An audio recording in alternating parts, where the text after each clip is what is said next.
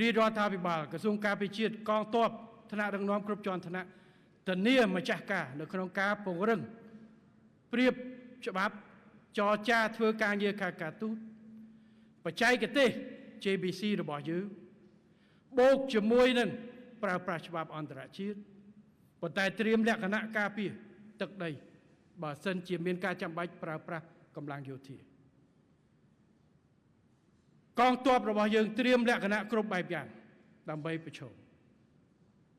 បងប្អូនរបស់យើងខ្ញុំសូមយកឱកាសនេះទីមួយក៏ថ្លែងអំណរប្រគុណថ្វាយប្រគេនបដិជគុណព្រះថេរានុថេរៈគ្រប់ព្រះអង្គសូមថ្វាយព្រះមហាក្សត្រព្រះមហាក្សត្រីនៃយើងជូនសម្ដេចអាដាមលោកជំទាវលោកស្រីបងប្អូនជនរួមជាតិយើងទាំងអស់ដែលពេលនេះកន្លងមកនេះចាប់ពីថ្ងៃទី28មកបានបង្ហាញនៅស្មារតីជាតិនិយមស្មារតីស្នេហាជាតិពិតប្រាកដក្នុងការរួមគ្នាជាធ្លុងមួយទាំងអ្នកនៅក្នុងប្រទេសនិងនៅក្រៅប្រទេស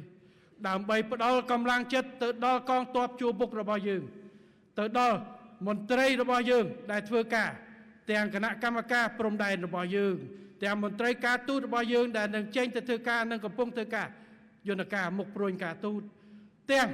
កងទ័ពកងកម្លាំងប្រដាប់អាវុធរបស់យើងជាពិសេសនៅខាងមុខតាមរយៈការផ្ដល់នៅការជួយកម្លាំងចិត្តគ្រប់បែបយ៉ាងគ្រប់រូបភាពការផ្ដល់នៅថវិកាផ្ដល់នៅគ្រឿងហូបអីផ្សេងរឿងមួយប៉ុន្តែសំខាន់បំផុតគឺមូលចិត្តមូលគំនិតគ្នា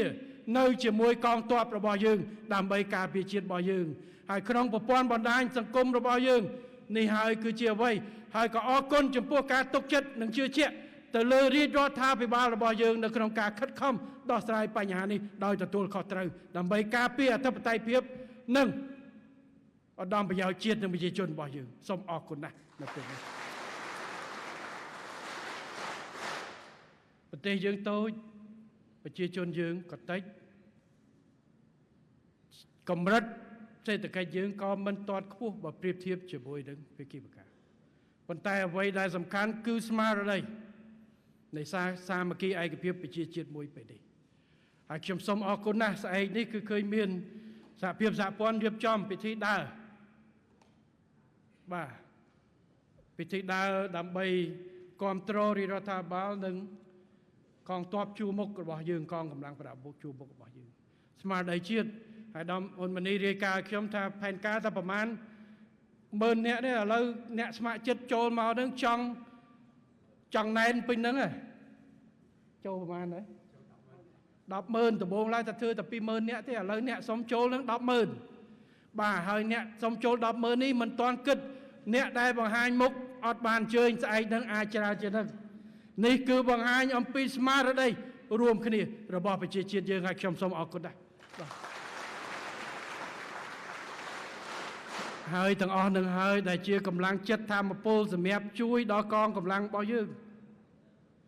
ដែលបញ្ជាក់ថាគាត់ធ្វើនេះគឺត្រឹមត្រូវមានប្រទេសជាតិមួយប្រជាជនមួយនៅពីក្រោយពួកគាត់ដែលគាត់មានទឹកចិត្តការពារដាច់ខាតលះបង់ជីវិតលះបង់នៅអ្វីៗដើម្បីបុព្វហេតុការពារបូរណភាពទឹកដីរបស់យើងនេះគឺជាកត្តាហើយរាជរដ្ឋាភិបាលក៏សូមធានាយើងនឹងខិតខំឲ្យអស់លទ្ធភាពដើម្បីបដូរផ្ដាច់ការពារបូរណភាពទឹកដី